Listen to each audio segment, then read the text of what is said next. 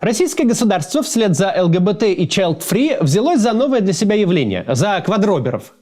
Я не буду делать вид, что в полной мере понимаю, о чем идет речь. Но это и не мое дело. Единственная адекватная реакция взрослых людей на любые детские приколы, пока никто не вредит себе и окружающим, пусть занимаются чем хотят.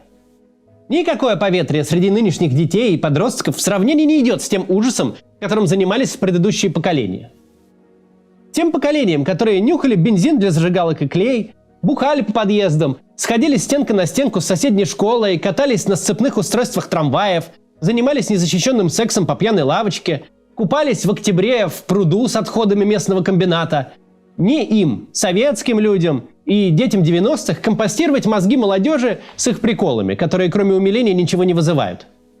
Тот факт, что люди, которые родились раньше 1990 года, в массе своей дожили до наших дней с таким детством, уже чудо. Давайте ему радоваться и заниматься собой, а не чужими детьми. Поэтому наш разговор мы построим иначе сегодня. Попробуем ответить на вопрос, от чего государство в принципе так докопалось до детей?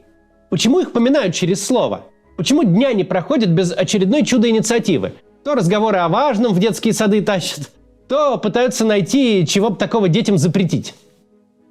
Ответ на этот вопрос в целом не очень сложен. Кремлевские старцы ненавидят те поколения, которые выросли при них.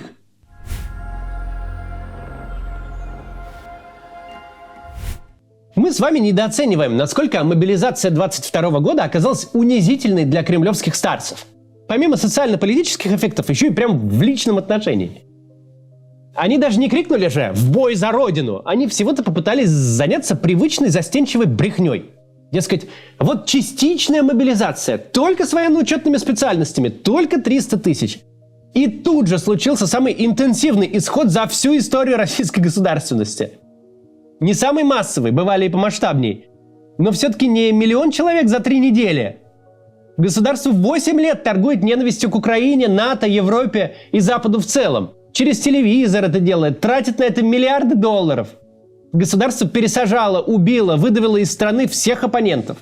Рисует себе туркменский результат на выборах. Так все хорошо и монолитно, задавлено и закатано в асфальт. Но как только дело доходит до дела, как только государство зовет всех штурмовать Бахмут, народ бежит штурмовать КПП на Верхнем Ларсе. Может ли быть что-то более унизительное для верховного главнокомандующего, чем ситуация, когда он всех зовет на фронт, а те бегут в другую сторону? С точки зрения начальства у них выросло поколение предателей. Поколение, с которым ни о какой большой войне не может быть и речи.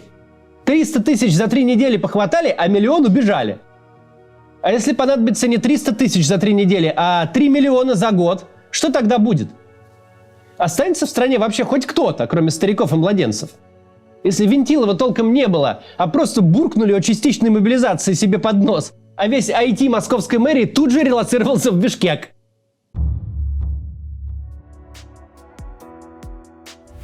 Баснословно дорого поштучно скупать алкашей на 6-м десятке. Это формат маломальски пригодный, чтобы годами ползти по Донецкой области.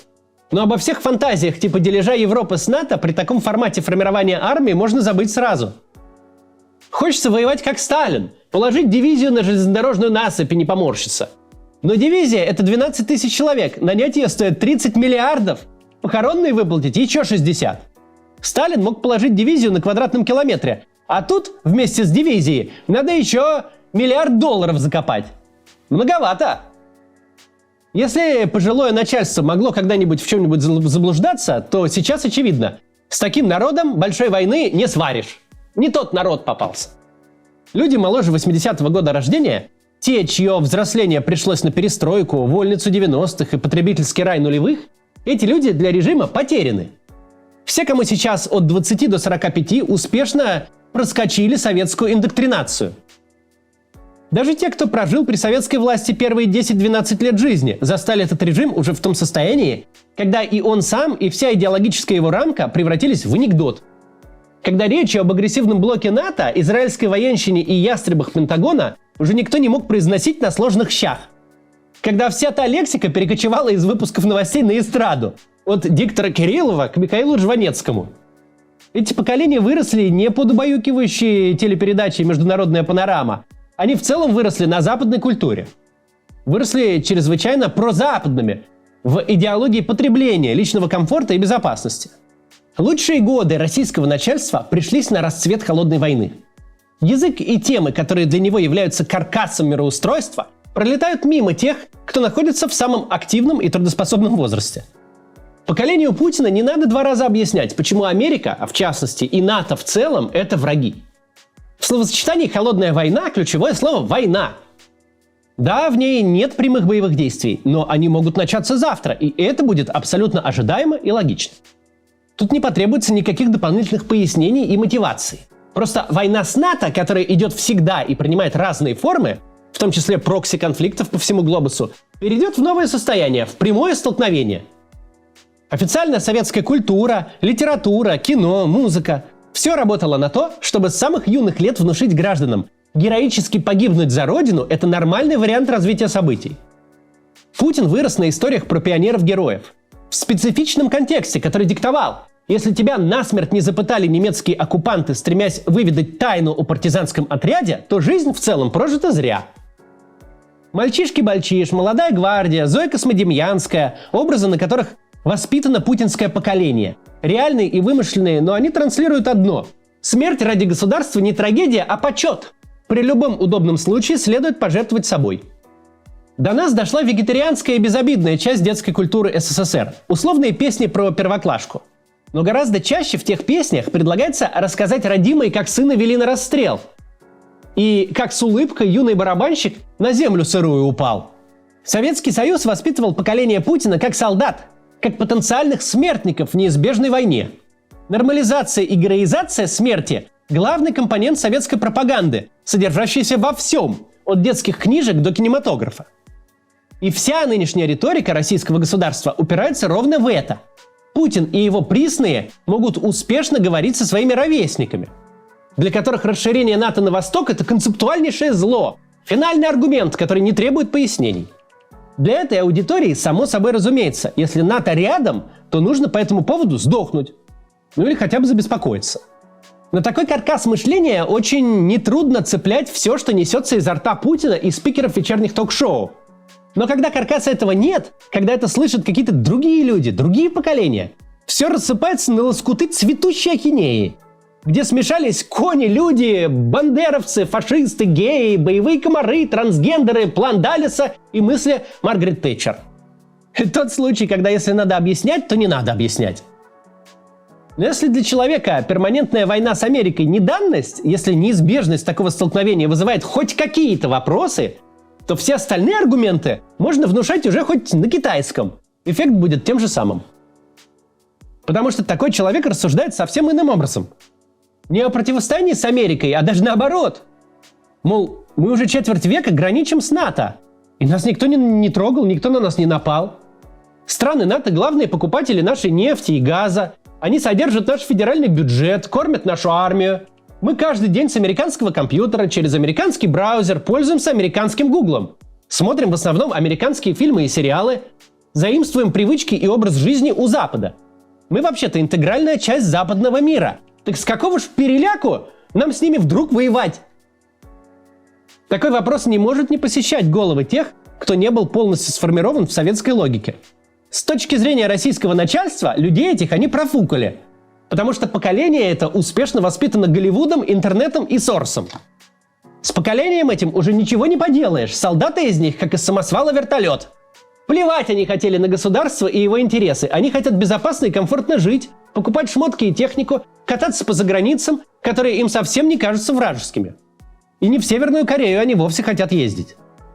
Нет у них в голове идеи, за которую можно помереть. И Соловьев тут может хоть из штанов выпрыгнуть. Идеи такой не появится.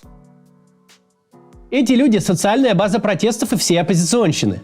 Стоит только появиться окно возможностей, дети и внуки тотчас же придут за дедами и отправят их на пенсию. Времена ведь вегетарианские.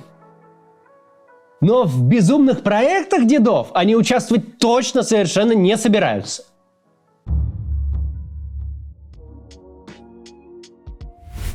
Нынешняя война сейчас ведется на пределе. Тут приходится не НАТО загонять за границы 97 года, а брать угледар месяцами, закидывая его телами солдат вперемешку с наличными. Мировоззрение и состояние молодых россиян полностью исключают реализацию любых больших амбиций.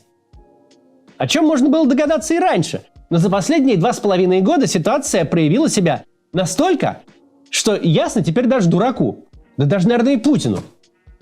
Нет вообще никакой загадки в том, что это вдруг наши старцы с таким нездоровым аппетитом смотрят на детей. Ведь старцы очень хотят вырастить собственное поколение, которое будет восприимчиво к их бредням с идеологической точки зрения, а с практической, которое можно будет дешево убить. В эту парадигму укладываются все. Начиная с уроков смертоубийства, с разговоров о важном, которые теперь решено проводить с детского сада, заканчивая вот этой совершенно комичной в своем безумии борьбой с культурой и образом жизни, которые маркируются как молодежные. ЛГБТ, рэперы, квадроберы, child-free. В этих словах с точки зрения начальства нет никакого внутреннего содержания. Они просто ассоциируются с тем, что начальство считает бардаком нынешней эпохи. С тем, что молодежь оно упустила и теперь имеет дело с последствиями. Вот выросло поколение, которым государство не занималось, которое увлекалось сплошными глупостями и развратом. И что в итоге? Меня слушают. В итоге выросла страна, с которой хрен повоюешь. Переодеться в белочку или кошечку – это пространство свободы и самовыражения. Запретить. Неподконтрольная государству активность. Такими движухами молодежь была всецело занята последние 30 лет и выросла с точки зрения государства антигосударственной. Начальство, должно быть, полагает, что в нулевые и десятые оно слишком сконцентрировалось на телевизоре и веря в его всесилие. Тем временем молодежь сбежала сюда, в интернет, и пропиталась неким влиянием, принимающим все мыслимые и немыслимые формы. Будь то рэп-баттлы, стендап, сексуальная свобода, ну или потребность вот кошачью маску надеть. Даже не важно, какие именно формы. Важно, что в любом случае мозги детям формирует не начальство. А если их формирует не начальство, то вновь не будет того идеологического каркаса, на который получится насадить идею героической гибели за чужие фантазии. И вместо военкомата все поедут на Верхний Ларс. Потребности государства в той части, где они одновременно пытаются изо всех сил индоктринировать детей военщиной и тут же выжечь любые идеи, которые с военщиной конкурируют, понятны и очевидны. Люди, стрелявшие в наших отцов, строят планы на наших детей. В этом нет особого открытия. Проблема заключается в том, что кремлевские старцы недооценивают, насколько со времен их пионерского детства изменился мир. У советской власти не просто был какой-то набор идей, которые она вбивала детям в голову. Для вбивания в голову у советской власти было главное – монополия на информацию. У ровесников Путина, помимо лекций военкома в школе и фильма про героически погибшего пионера-героя, не было других внятных источников для формирования картины мира. Советское государство за своих юных граждан ни с кем не конкурировало. Какой бы лютой ахинеей ни была его идеология, она пронизывала собой все. Ты либо читал «Мальчиша-кибальчиша», либо не читал ничего. Сейчас в целом идея та же. Расчистить поляну под один единственный нарратив. Чтобы был ветеран СВО у доски и певец-шаман в наушниках. А остальное, мол, объявим экстремистским и иноагентским.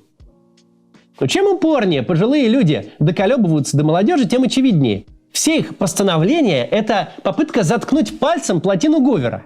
Пока государственная машина едет за квадроберами, те уже успеют трижды устареть, а дети найдут 27 новых увлечений и других способов себя развлечь. И ни среди одного из них не будет мальчиша-кибальчиша и героической смерти за родину.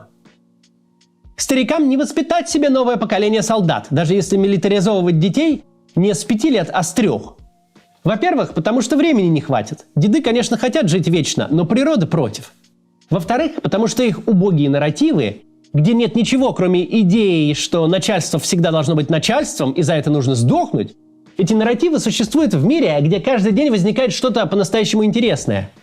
На одну 5-минутку ненависти в детском саду ребенок успешно посмотрит 300 видео в ТикТоке и в Ютубе. И даже рядом ничего похожего на идеи начальства там не будет. К сожалению, любая деструктивная активность государства, хоть и бесполезна для заявленных государством целей, не будет безвредной для общества. Поколение милитаристов у них не вырастет. Зато снова вырастет поколение с поврежденной психикой. Поколение, для которого двоемыслие опять станет нормой. Для которого не будет никакой истины как концепта. которая будет знать, в школе говорят одно, дома другое, думают при этом все третье, поступают четвертым образом по пятым причинам. Ведь все вокруг врут, знают, что врут. Вранье – это ритуал, который нужно ежедневно отбывать и делать вид, что так и надо. Что не нужно распространяться о том, какую музыку ты слушаешь, каких блогеров смотришь, какая кошачья маска у тебя в шкафу лежит. Что есть две жизни – частная и государственная. Между ними не должно быть никакой связи. Не дай бог всерьез воспринять то, что говорит государство, и не дай бог, чтобы государство узнало о твоей реальной жизни. Это все, мягко говоря, не очень хорошо. Однако есть и хорошая новость. Хорошая новость в том, что у них реально мало времени. Поздновато очухались. Когда ты в 72 года берешься воспитывать пятилетних, преуспеть в этом шансов немного. Советская власть инфицировала людям мозги 70 с лишним лет. Когда Путину повязали красный галстук, в тот момент не существовало никакой связи с досоветской нормой. Революция, гражданская война, волны репрессий, Вторая мировая – эти события физически уничтожили людей, которые жили другой жизнью, уничтожили и память о той жизни. Поколение Путина, то есть то, в котором он вырос, советской властью воспитывалось не изолированно от остального общества. Мозги на бекрень тогда были и у родителей, и у учителей, у всех взрослых. Никто не понимал, что может быть иначе. Сейчас ситуация иная. Родители тех, кого Путин решил под себя воспитать, то самое потерянное поколение, которое режиму органически враждебно, потому что привыкло к свободе. Родители и окружение имеют на детей в разы большее влияние, чем несчастная учительница школьная или воспитатель детского сада, на которых повесили обязанность читать методичку. Да и большинство учителей и воспитательниц, они ведь из того же поколения, что и родители. Скорее всего, все понимают все, и работу выполнять будут, если даже и вообще будут, без огонька. Невозможно индоктринировать детей, когда все остальное общество, в котором они растут, живет совсем другими ценностями. Какую бы херню ни пихали детям в головы, она не поселится там навсегда. Едва только режим сменится и общество придет в норму, вся эта чепуха благополучно выветрится. Конечно, путинский режим хочет быть советской властью, но как бы он ни старался, остается каким-то нелепым переходным периодом, персональным режимом временщика, который все приметы своего времени унесет с собой в могилу. И спустя всего несколько лет невозможно будет поверить, что когда-то такое было, что боролись с квадроберами и пытались ковать солдат из пятилеток. До завтра.